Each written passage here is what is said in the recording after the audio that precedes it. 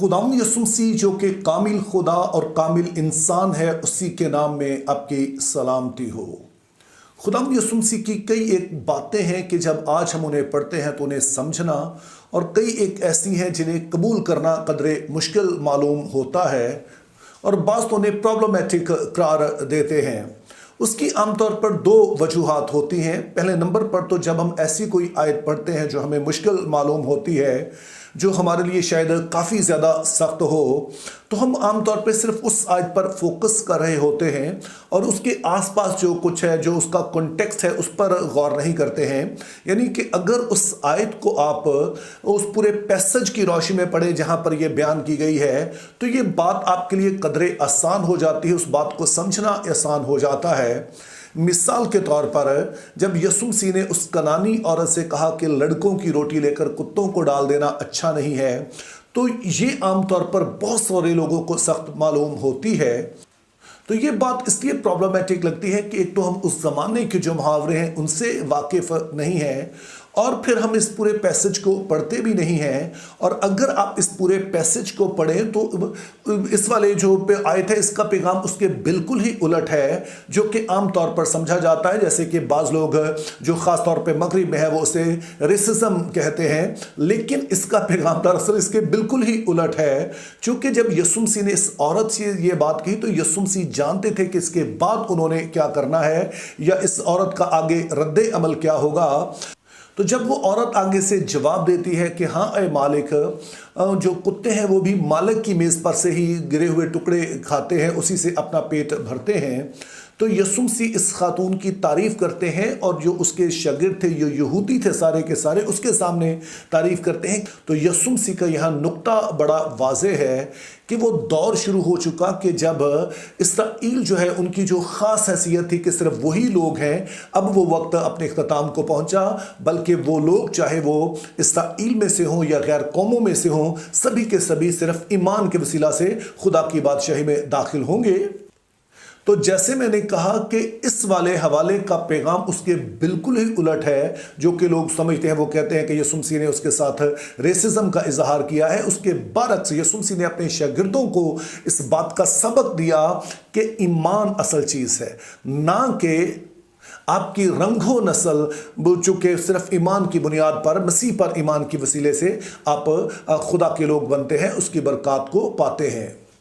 अब इसी तरह का एक और हवाला हमें मत्ती 8 बाब उसकी 21 और 22 आयत पे मिलता है, जहां लिखा है, एक और शागिर्द ने उससे कहा, ऐ खुदावंद मुझे इजाज़त दे कि पहले जाकर अपने बाप को दफन करूं। यीशु ने उससे कहा, तू मेरे पीछे चल और मुर्दों को अपने मुर्दे दफन करने दे। तो अब कई एक लोगों के लिए, और ख़ास तौर पर वो जो कि मसीह के मुखालिफ हैं, जो गैर अक़वाम से हैं, जो मसीह पर ईमान नहीं रखते हैं, उनमें से कई एक यीशु मसीह के अल्फाज पर सवाल उठाते हैं। वो कहते हैं कि यीशु मसीह ने इस शख्स को मना करके कि वो अपने बाप को दफन ना करे, बहुत ही बेहिसी का मुजाहरा किया है। लेकिन वो जो ऐसी बात कहते हैं वो उस सारे कल्चर से वाकिफ़ नहीं है। पहले नंबर पर तो ज़हन में रखिए कि अगर तो इसके वालिद बहुत शदीद बीमार होते या फिर वो उन्होंने ताज़ा तरीन को वफ़ात पाई होती, तो ये शख्स फिर यहाँ पर मौजूद ना होता। चूँकि उस ज़माने में तदफीन का जो अमल था इसे बहुत ही संजीदा लिया जाता था, जैसे आज भी होता है, लेकिन उस ज़माने में तो ये बहुत ही एक अहम जिम्मेदारी समझी जाती थी। और अगर कोई शख्स ऐसा नहीं कर पाता था तो उसे बड़ा ही बुरी नज़र से देखा जाता था, बड़ी हकारत से देखा जाता था। तो इसलिए ये बात तो तय है कि इसके वालिद जो हैं वो अभी उन्होंने कोई वफ़ात नहीं पाई है, या बिल्कुल ऐसा नहीं है कि वो आखिरी सांसें ले रहे हैं। तो फिर इस शख्स के ये बात कहने का मतलब क्या था? तो उसके लिए फिर दूसरी पॉसिबिलिटी बताई जाती है कि यहूदियों में एक रस्म पाई जाती थी कि जब वो अपने अजीज़ों को दफन कर देते थे तो 1 साल के बाद वो फिर उस कब्र पर जाते। जैसे कि आपको पता है कि वो आमतौर पे जो गार की तरह की कब्र होती थी, तो वहाँ पर अब चूँकि बॉडी जो थी वो पूरी तरह से गलसड़ गई होती थी, तो फिर जो हड्डियाँ बाकी बच जाती थी उनको वो उस कफन में से निकालते और किसी जो बॉक्स होता था छोटा उसमें डाल देते थे। और फिर उसी कब्र में, जो कि समझे कि वो गार होती थी, उसमें छोटे खाने बने होते थे, तो उसमें वो वाला बॉक्स रख देते थे। تو بعض علماء کا خیال ہے کہ غالباً اس شخص کا اشارہ اس طرف ہے کہ میرے والد جو کہ وفات پا چکے ہیں، لیکن 1 سال کے بعد میں ان کی جو ہڈیاں ہیں ان کو اکٹھا کر کے تو ایک دفعہ ان کو کسی طرف لگا کے پھر میں تیرے پیچھے چلوں گا۔ تو اب اگر کوئی اس طرح کی صورتحال ہے تو اس طرح کا کوئی حکم خدا نے نہیں دیا ہے۔ تو یسوع مسیح یہاں پر موازنہ کر رہے ہیں کہ جب میں تجھے بلاہٹ دے رہا ہوں تو یہ ایسے ہی ہے جیسے خدا کی بلاہٹ ہے۔ تو 1 سال بعد اگر تو نے کوئی ہڈیاں جمع کر کے انہیں سائڈ پہ رکھنا ہے تو یہ تو کوئی بھی کر سکتا ہے، یہ کوئی الہامی حکم نہیں ہے بلکہ کوئی کلچرل تھنگ ہے۔ تو یہاں پر تو نے خدا کی بات کو اولیت دینی ہے۔ تاہم زیادہ تر علماء تیسرے والی بات کے ساتھ متفق ہیں، اور وہ یہ ہے کہ یہ شخص نہ تو یہ کہہ رہا تھا کہ میرا باپ ابھی مرا ہے، نہ ہی وہ یہ کہہ رہا تھا کہ 1 سال کے بعد، بلکہ وہ کہہ رہا تھا چونکہ میرے والد بزرگ ہیں اور میری ذمہ داری ہے کہ میں ان کی دیکھ بھال کروں، اور جب وہ وفات پا جائیں گے یہ سارے معاملات میں طے کر لوں گا تو پھر میں تیرے پیچھے چلوں گا۔ جس کا مطلب ہے کہ وہ غیر معینہ مدت کے لیے چاہ رہا تھا تک چلا جاؤں اور بعد میں کسی ٹائم آ کر میں تیرے پیروی کروں گا۔ تو اس طرح کی صورتحال میں یسوع مسیح کا کہنا ہے کہ میرے پیچھے چلنا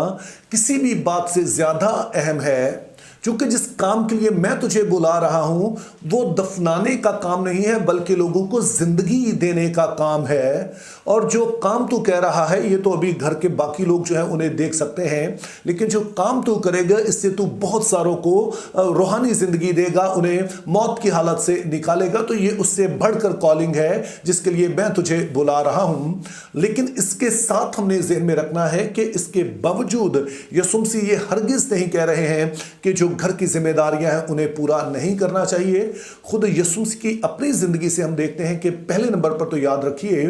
کہ یسوع مسیح کا کہنا ہے کہ کون مجھ میں گناہ ثابت کرتا ہے، اور اس سے مراد یہ ہے کہ میں نے کبھی کوئی شریعت توڑی نہیں ہے، اور شریعت کا جو انتہائی اہم حکم ہے کہ تو اپنے ماں باپ کی عزت کرنا، جس میں ان کے بڑھاپے میں ان کی خدمت کرنا بھی شامل ہے۔ تو یسوع مسیح اس بات کا انکار نہیں کر رہے، صرف وہ موازنہ کر کے بتا رہے ہیں کہ کس قدر اہم کام ہے جس کے لیے وہ انہیں بلا رہے ہیں۔ اور پھر یسوع مسیح نے نہ صرف یہ باتیں کہیں، انہوں نے کہا کہ باقی لوگوں کا خیال رکھا جائے، بلکہ انہوں نے اپنی زندگی سے ان کا نمونہ دیا۔ جیسا خیال کیا جاتا ہے کہ جو مقدس یوسف تھے ان کی جلد وفات ہو گئی، اور یسوع مسیح اپنے گھر میں بڑے تھے، پہلوٹے تھے، تو اس لیے ہمیں پتہ چلتا ہے کہ جو ساری گھر کی ذمہ داریاں ہیں انہوں نے ہی سنبھالیں، حتیٰ کہ جب وہ فل ٹائم خدمت میں بھی آ گئے تو جب وہ صلیب پر ہیں تو اپنی والدہ کی جو دیکھ بھال کی ذمہ داری ہے وہ یوحنا رسول کے سپرد کرتے ہیں، اور اس کی سبب یہ تھا کہ وہ روحانی اور جسمانی دونوں طرح سے چاہتے تھے کہ مقدسہ مریم کا خیال رکھا جائے۔ اور اسی طرح سے ہم تیموتھیوس کے نام پالوس رسول کا جو خط ہے اس میں بھی اس بات کو پڑھتے ہیں کہ مقدس پالوس کہتے ہیں کہ اگر کوئی پاسبان کا عہدہ لینا چاہتا ہے، نگہبان کا عہدہ لینا چاہتا ہے، تو لازم ہے کہ وہ اپنے گھر کا اچھا انتظام کرنے والا ہو۔ تو اس طرح سے ہم دیکھتے ہیں کہ تسلسل کے ساتھ خدا کا کلام فرماتا ہے کہ جو ہماری ذمہ داریاں ہیں جس میں ہمارے والدین بھی شامل ہیں انہیں ہمیں پورا کرنا ہے۔ تو یسوع مسیح کی جو بلاہٹ تھی ان کو ہم نے خاص اس سچویشن میں سمجھنا ہے کہ جس طرح کا وہ بیک گراؤنڈ وہاں پر بتایا گیا ہے اس طرح کے بیک گراؤنڈ میں سمجھنا ہے کہ یسوع مسیح اس بلاہٹ کو کہ تو نے میرے پیچھے چلنا ہے اس سے کہیں بڑی بلاہٹ ہے جو کہ تجھے عام زندگی میں دی گئی ہے۔ لیکن وہ اس شخص کو ان باتوں سے منع نہیں کر رہے، بلکہ وہ جانتے تھے کہ یہ صرف بہانہ بنا رہا ہے تاکہ نہ چل سکے، چونکہ جب ہم یسوع مسیح کی پیروی کرتے ہیں، اس کے ساتھ چلتے ہیں، تو ہم زیادہ ذمہ داری کے ساتھ وہ ساری ذمہ داریاں اٹھاتے ہیں جو کہ خدا نے ہمارے سپرد کی ہیں، جس میں ہماری خاندانی ذمہ داریاں بھی شامل ہیں۔ تو اس لیے میرے عزیزو جب آپ بائبل مقدس کو پڑھتے ہیں تو لازم ہے کہ آپ اس کا جو لٹرری کانٹیکسٹ ہے، جو ہم کہتے ہیں ادبی سے آپ کو سباق ہے کہ جہاں پر یہ بات کہی گئی اس کے آگے پیچھے کیا لکھا ہے، اور پھر اس کا جو ہسٹوریکل بیک گراؤنڈ ہے کہ جس زمانے میں یہ بات کہی گئی ہے اس وقت کے رسم و رواج کیا تھے ان کو سمجھنا بھی ضروری ہوتا ہے۔ اور جب ہم ایسا کر لیتے ہیں تو ہم بائبل مقدس کو نہ صرف بہتر طور پر سمجھ پاتے ہیں بلکہ پھر اس کی وجہ سے ہم بہتر انسان بھی بن پاتے ہیں، بہتر خادم بھی بن پاتے ہیں، اور ایسا برتن بنتے ہیں جو کہ خدا کے کام کا ہے، جس سے خدا کا جلال ظاہر ہوتا ہے۔ Think biblically, live purposefully. Have a very good day.